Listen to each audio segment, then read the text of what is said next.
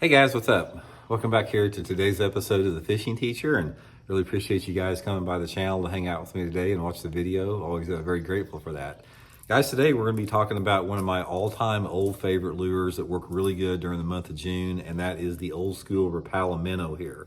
Guys, I have caught so many bass on this thing, I can't even tell you. I got some good stories about it. And when you get the right situations, which usually occur in the month of May and June, this thing can still catch giant bass. So we're going to go over that in today's video. And also, guys, I will link the Rapala section in my Tackle Warehouse link if you guys want to pick up some Rapalas, some of the old schools. The black and silver like this is absolutely my favorite. I've used all of them, and I've caught more on this one than anyone out there. So we're going to get into that in today's video.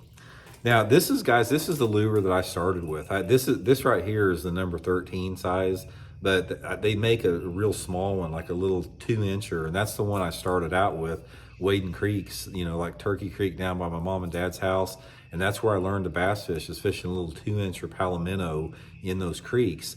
And as I started fishing bass fishing tournaments, I knew how the bass would bite them in creeks, so I started using the larger size, the number 11 and the number 13. The number 11 is a 2-hook model.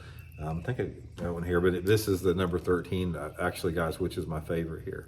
Now, let's talk a little bit about the scenarios and situations with this. This right here, there's a pretty versatile lure. There's 2 different ways that you can fish this. A lot of people don't realize, but you can fish a Rapala Minnow just like a jerkbait, like you would the Vision 110. Just jerk, jerk, pause, jerk, jerk, pause. It has a really unique darting action.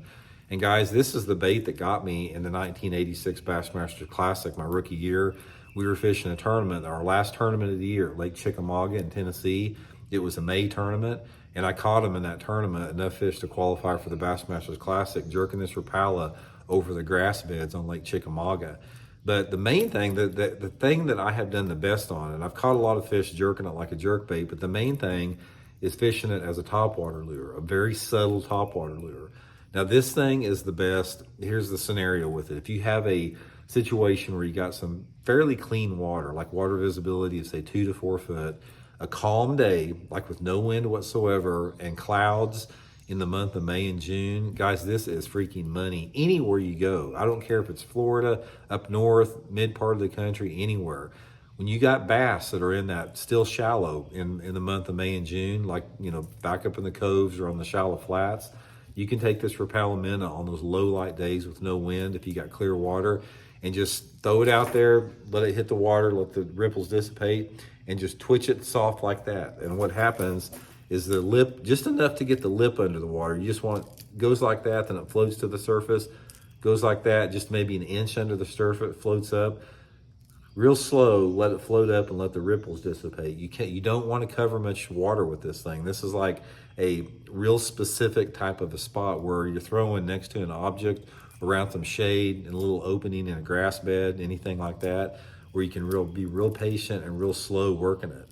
And it's also real good in what I call skinny water. So say, for example, you get in the back end of a creek or the back end of a cove where it's real shallow and skinny. This thing, since it's silent and it's real quiet, you can catch those fish in that super shallow water because it's such a subtle topwater bait. I mean, you can barely move the thing. A lot of times I'll just go like that to just enough to like move it in the water, but it stays on the water, and they will just come up and hammer the thing.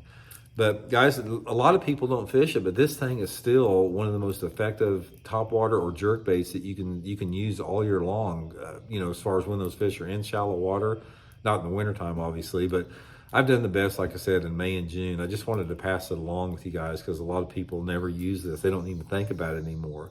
But most of the time I'm fishing it like on, spinning tackle, 8-pound test line.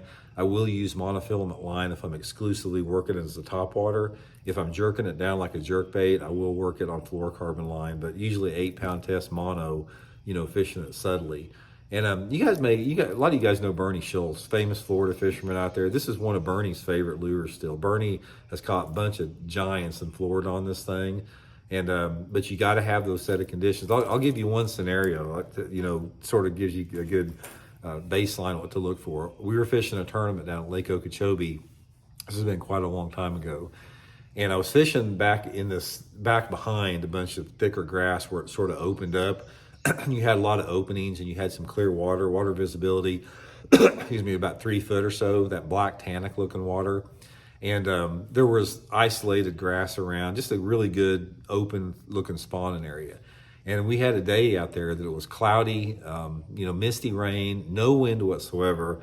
And guys, you can't believe the freaking day I had on this thing, twitching it on top. Fish were just annihilating it. I had my hooks off and probably had 50 big ones blow up on the thing. It would have been just like a tournament day of a lifetime if it had been a tournament. And of course, the next day we have a front roll through. We had 25, 30 mile an hour north winds, bluebird sky, and obviously they won't even touch this thing. So when you get the right conditions, those warm, low light conditions with not much wind, try this Rapala, guys. The giants will hit it. It's a subtle thing. Big ones don't get wise to it. And it's been one of my favorite all-time lures for over 50 years. So hope it helps out. Like I said, I'll link in the Tackle Warehouse link in the description if you guys want to pick up one. Talk to you later.